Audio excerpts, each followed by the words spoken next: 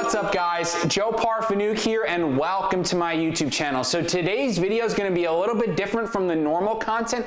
We're going to do a very special interview with one of my former students, Danny Ross. He's been able to grow his business from 0 to 80K revenue a month in less than a year. In the interview, Danny covers the blueprint on how he's been able to grow this quickly and all the mistakes that he's made along the way so you don't have to make them too. So let's get into the interview so you can learn more about what it takes to go from 0 to 600K revenue in a year. As always, if you got value, please drop a like, comment, and subscribe. Thank you guys. Let's get into it. What's up, guys? I have a special guest today. His name is Danny Ross, and he's grown his business to mid six figures within a year, which is super, super impressive. So why don't you give us an intro on how you got started and how you scaled up so quickly? All right. Hey guys, my name is Danny. So I knew Joe actually from college. We were in the same frat and I saw him posting about FBA when I was in school. And like, I'd imagine a lot of people in college, I was like, I don't want to get a 9 to 5. I don't really want to get a job in general. And like, this is just something I always know, like reselling's like an easy thing, or not easy thing, but it's like a thing that everyone gravitates towards because it's you work for yourself. There's a lot of different like avenues of what you can go through. I was like, I sold sneakers when I was in like 8th grade, 9th grade, 10th grade, like some bullshit at like conventions, but it was fun. So I was like, all right, this looks like a good thing. Joe was doing like at that point, I actually remember seeing his first post hitting 6 figures. And I was like, oh, this must be legit if he's doing 6 figures. So I hit him up and I was like, I'll pay you. Please just teach me how to do this. And he was like, yeah, sure. And then he taught me and he kind of walked me through it from August to October. It was like very hands-on. And then I kind of just did my own thing since. Yeah, that was super long ago. The Yeah. six, I think you know what you're talking about, the 6-figure post. That was like the first post I made. I think that was like April. I think it was like April. like that. I remember seeing it like 2 months maybe before I graduated, and I was like, all right, there's hope. Yeah, it's legit. No, I always think that's like so crazy. Like you and then Kyle also in the frat. Like it's cool to think like I've changed some people's lives, which is dope to, see what you really became just off a little inspiration, that it's possible. So the one thing I wanted to ask you though is what's been the biggest key from your jump from going from 0 to, you hit like 80K in August, I believe, right? Yeah, I believe August. I'm probably gonna be around that this month as well. I think it's just like slow incremental steps. So I guess there's a bunch of key components. Let me see if I have it written down. Oh, I do. I remember like one time, so like at this point, like there's a bunch of people that hit me up in my DMs, so I teach them. So I just kind of like have a little index card of like shit that I think the whole business is. And there's a bunch of stuff I break it down to. So it's capital, which is like credit limits, cash flow, chargeback, refunds, and accounts. I think that's a big like barrier in the beginning. And then once you get past figuring out how to get different credit cards, cycling them, getting 0% cards, dealing with the rewards, paying them off on time, getting in that habit, that's an obstacle. And getting that down is a big step. Prepping, like prepping yourself. I still do about 30 to 50% of my own, and I send the rest of my prep center, depending ROI, depending some other stuff. Sourcing, finding products, getting a VA. Like I'm pretty good at it at this point, and I have a VA who's like getting better over time. There's bookkeeping stuff like your buy log, you're getting new leads, your prep center, taxes, seller board, and Repricer. And then between all that stuff, as you get better and more confident over time, you figure that out and you get better habits, I guess you could say. So bookkeeping and stuff is good. Over time, you get better habits through that. Then there's legal stuff, which is tax info, LLC stuff, bank accounts, and insurance. And then I guess over a couple months, you just make little incremental stuff. So when I first started, like you advised, I didn't have an LLC very first. And then maybe 3-4 months in, I got that. Then I got a business account eventually, separated my business bank account from personal. And then eventually Amazon pressed you to get insurance. Then you have to get that as well. That's its own thing. Then there's risk management, which is its own step for me. Dealing with problems, dealing with customers, dealing with Amazon, dealing with websites, dealing with returns, dealing with all this nonsense that goes all within the little steps, all the garbage shit you got to deal with. And that's a thing you get confidence through building. Dealing with those problems for me, more than anything else, is really what builds confidence and makes it easier to grow. And then there's systems, which is reordering, out of stock list, storefront stalking, VA sheets, and talking discords. And then there's networking, maintaining relationships, exchanging leads, meeting new people. That's especially in the very beginning. I made it a focus of mine. So like every week or two, I'd reach out to someone else on Instagram or Twitter or just through someone else, friend of a friend, just talk to someone, get on a Zoom call like this and just meet someone. And their social media, like continually posting, which I actually got from you. And I do it every 10 days now. Shameless plug at Donate Rose FBA on Instagram. And I post every like 10 days. I give an update of revenue, profit, challenges for the week. And I just basically say how my third of the month went. And it keeps me accountable because I see it and I'm like, okay, if everyone I follows me is going to see this, I have to be accountable and do good stuff every week. And then the last thing is delegation, prep centers, VAs, and reimbursement services. And then getting all that down, building the trust, you kind of scale over time. All those steps, there might be more steps. For me, those are just mine. But once you get all those things, you break them down individually over time progressing, and that leads to growth. No, it sounded like the entire business summed up in like 2 minutes. Yeah. So that was pretty good. But I definitely like the part about, you're posting content and that's helping you. And it 100%. doesn't have to be a lot, whereas like people think they need to like post every day. Like I don't Yeah, 3 times a you don't month. have And to I be never like show me my and face. fully commit to it. You could Yeah. just do what you do, screenshots of your Mhm. sales every 10 days. That just shows that you're committed. And that will Yep. get people in your DMs and already just by that. It's not like you have It really like, does. yeah. I Honestly, met a they're lot of probably more likely to reach out to you than me because like, you're just like posting your sales, you're average a person. pretty Yeah. chill average person. Yeah. So like that's what I mean. Like it's so simple and it will help you so much and people don't realize. But yeah, shifting gears. So what's the biggest mistake that you've made so far? Made an account, honestly. But I know we are gonna do three, but I tried to sum it no, down you're to good. I'll give you two, I guess, that are like quick. So one is, I think, especially in the beginning, being more organized. I was very reluctant to want to spend money.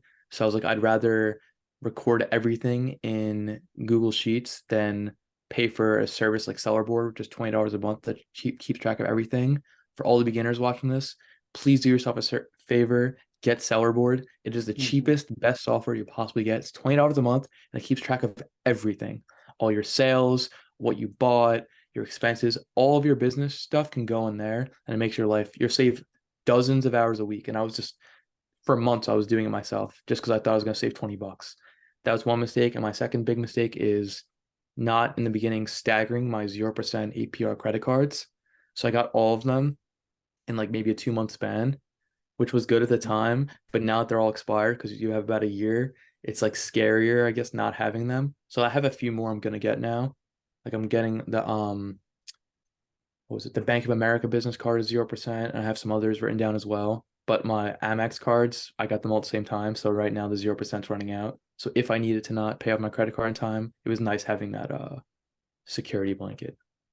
Yeah, no, I like the no APR, but that's only for someone who I think has been a little bit more so in the game. You don't want to be a beginner getting that and trying to use it as a safety net and making an excuse to buy bad inventory. But for you Well, now, yes. stuff It wasn't more happens. so bad inventory. It was more so I could scale past, even if it was good inventory, having $10,000 available as opposed to $30,000 available is a big difference in how fast you can grow. Oh So I yeah, would but point. when did you get those cards? I got them probably like 2, 3 months in, but I didn't start really like utilizing them heavily like till 6, 7 months in. Yeah, that's what I was getting at. I think like Yeah. 6 to 7 months in, you're pretty confident at that Yeah, point. yeah, I knew. Yeah, I Whereas wasn't like, making in the beginning. I was making dumb buys for sure and messing yeah, up. if you're 2 months in using that card as an excuse, it's not a good idea. I But agree. it can be a really good, probably was Yeah, a huge factor, probably honestly one of the biggest factors that got you, like the top three, I'd say, that got you to where you are pretty quickly. 100%.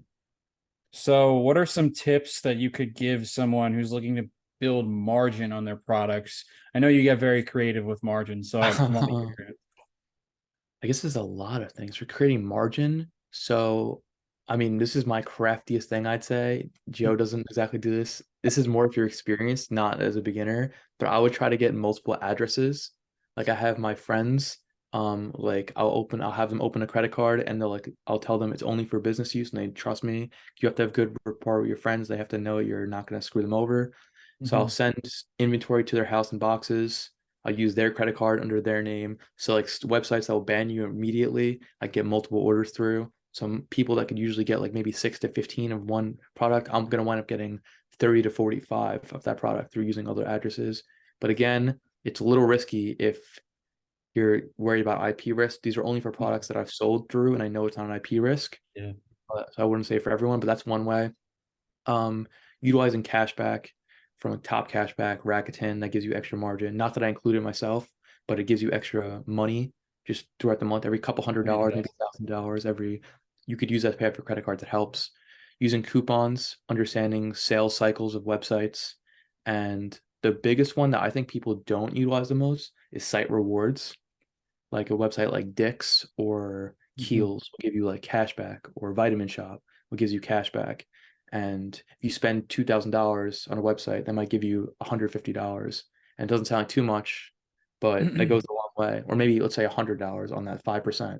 But that 5% for your next purchase knocks your margin up. So Yeah, no, that's. Oh, sorry. Keep going. Oh, you're good. Yeah. I was gonna say that rewards racks up like super quick, especially with you're saying like Dick's, like they have a pretty lucrative rewards program.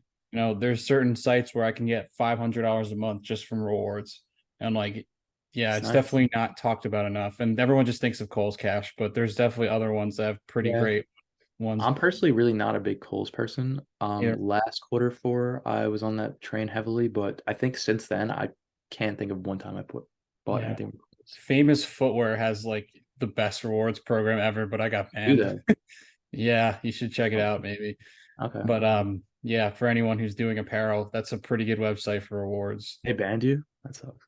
I was spending so much money with them. That was like when I was in my apparel days. But yeah. So the next question is, how do you go about limiting the amount of price tanking? A lot of beginners might have that concern where they're buying a bunch of stuff and they're like, oh, half my inventory seems to just drop in price. So what are you doing to get creative when it comes to figuring out like a moat around your product? Like I said, utilizing all those cashback rewards, coupons, that just makes your margins better than other people. So if you're getting a product for $30 and everyone else is getting it for $35, you could survive that $5 tank more than other people. And once it is tanking, I guess it's more the stuff you're doing before you buy it than after, in my opinion. It's like looking at the offer count. Is the offer count going up as you're buying it? If it went from 5 offers to 12 in the last week and you're buying it when it's at 12, you could safely assume it's going to go to 25 by the time your inventory checked in, and then maybe 40 a week after that. So you have to assume that it's spiraling up, that the product, as more people are on it, it's going to go down. So making better buying decisions. And then there's a bit of luck to it, I think, as well, and a bit of seasonality to it as well. So just got to do your due diligence. Yeah. I think the offer count's a really big thing because you can make a prediction if you like zoom out on the graph. If it's happened before, it can happen again. And you like said that if it jumped from 5 to 12, like you see it go up sharply, it's probably going to keep going up. So like people just need to. It's reps though. You need to see a bunch of keepers to like figure that pattern out. I probably lost on hundreds of different buys at this point, so it's going to happen regardless. It looks like now. From all the mistakes, yeah, for sure. So you're at like 60 to 80K a month, very consistently. What do you think is the bottleneck that's holding you back from getting to consistent 6 figures plus revenue? Well, it's kind of an interesting situation because I think I have 2 bottlenecks that are like attacking each other and making it hard for me. So I've been really good with spend the last 2 months. This month and last month, I'll probably be 60, 65K range. Before that, previously, I was between 35 and 40. So it's a big jump, which is good.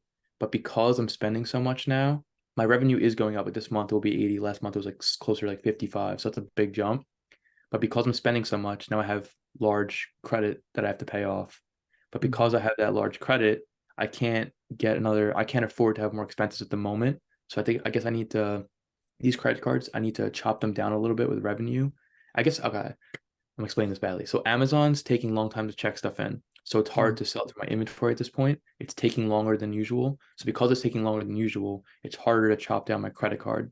And because that I have so much credit card debt right now, I can't afford extra expenses. So I can't afford to get a new VA. I can't afford to train them. So those extra couple $1,000 in expenses would bring me to easier to spend money, but I have a lot of debt right now. So at the same time, having cash flow issues and spend issues is tough. But I think post Q4, being able to send through a lot of stuff, it will make it easier going into 2024. Yeah, definitely feel like you should take that profit that you make the next few months and then start to use it to reinvest in like a VA. I get what you're saying, because if you're having trouble with paying your credit cards and then you have to put a $500 salary in there, it's going to make things even worse. Like this is definitely the most debt I've had in a while. I think, especially because the last 2 months spending 60K plus on inventory is a big jump for me, going from 40 to 60, 65. So I think my average debt at a time is around 50 to 60, and right now it's about 100. So it's definitely a Yeah, lot. no, I feel you on that. I think September was just kind of tough. I mean, I guess for both of us, because like it is like I feel like that on my end as well. I had a bad wholesale buy. It's kind of compounding. Yeah, it screws you over. You got to hold your inventory for a long time, break through it, break even over a long period of time selling through inventory. And Amazon's just taking a long time to check stuff in right now. Yeah, honestly, I've luckily gotten pretty quick check-ins. Yeah, Like a week for like something got checked in yesterday. mine checks in and then it sits in reserve for 3 weeks. Okay, yeah. It said checked in, but it's not receiving right now. That's what happened. Yeah. Well, yeah, I mean I'm switching it from Montana, so I'm going to Yeah, a Delaware prep center. We'll see how that goes. Yeah. really. Good luck. Hopefully that'll make check-in times faster. But I'm thinking about getting yeah. another center also and like switching up so I have multiple addresses. I've been toying with that idea as I mean, well. if you're looking to do volume, I could definitely hook you up with the Delaware one. So yeah, final question is, what's one piece of advice you would give someone who's just beginning their arbitrage journey? Like a complete beginner, Yeah. consume as much free content as you could possibly handle before you make your first buy. Don't get paralyzed by how much content. I would say follow Joe, honestly. He has a lot of free stuff. I would start what I did personally when I started is I went through his Instagram top to bottom and I literally sat there with a notebook and I wrote down every tip.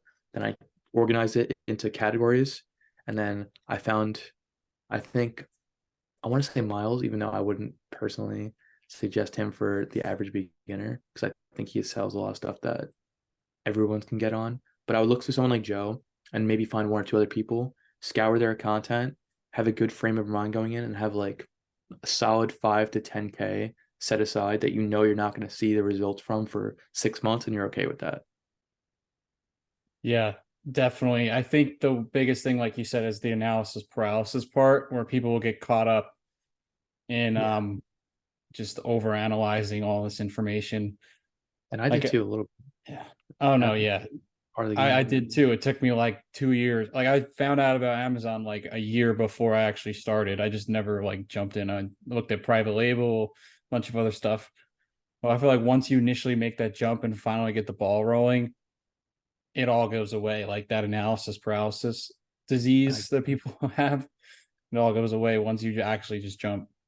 Oh, part two of that advice is get the free um content, look through it, set yourself a date of like, okay, it's November 1st when I'm seeing this video. I'm gonna look through content for 3 weeks straight. November 21st, no matter what happens, I'm starting. I'm gonna make my account set up, get my credit cards ready, look through, start finding leads, and then let's say if you're still having trouble halfway through December, then make it a point to put 2K aside, hire a coach because they do help. A mentor helps so much. Like I wouldn't be where I was without Joe. And I'm sure it sounds like bullshit because I'm on talking to him right now, but like I promise you, I just would not be where I was. Like it's so hard to start in the beginning without guidance, and money talks, and it Yeah. really is worth it. No, I mean, hats off to you. It only took a few calls for you to really get the ball rolling. It's a few little tweaks that you need to see in front of your eyes, and you're like, all right, I Everyone got needs that this. though. It's hard to do it on your own. Like even if you're looking at content, like it's hard because you don't have your specific questions answered. It's that saying that you don't know what you don't know. Like I think Hermosi's always got every saying, but yeah, Yeah. it's you don't know what you don't know. So there's so many little things that gets opens your eyes when you sit down You're with also someone who's been paying doing it for for 2 years. attention.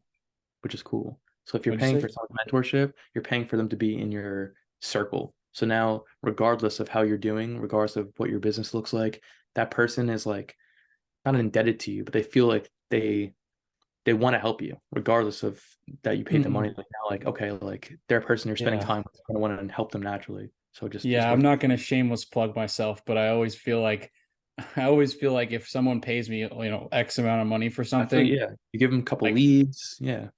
well, no, I just feel like I have to make it worth it to them, so like they get my phone number, stuff like that. Like we're friends at the end of the day. And that's like, I agree. like I want to like really bring you along almost as like the little brother type of thing. It's like the people I work with, just like trying to, and hopefully eventually they'll be better than me. Like that's the goal. But Yeah. Well, yeah.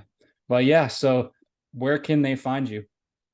uh, the only place I really like plugs, like I said, my Instagram. It's Donay Rose FBA, DonayRozay FBA. I post there 3 times a month at least. My DMs are open.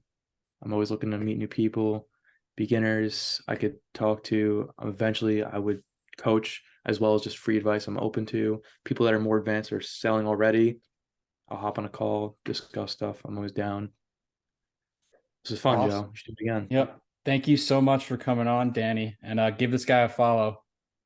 For And sure. have a good one, guys. If you got value, please drop a like, comment, and subscribe. Thank you guys for watching.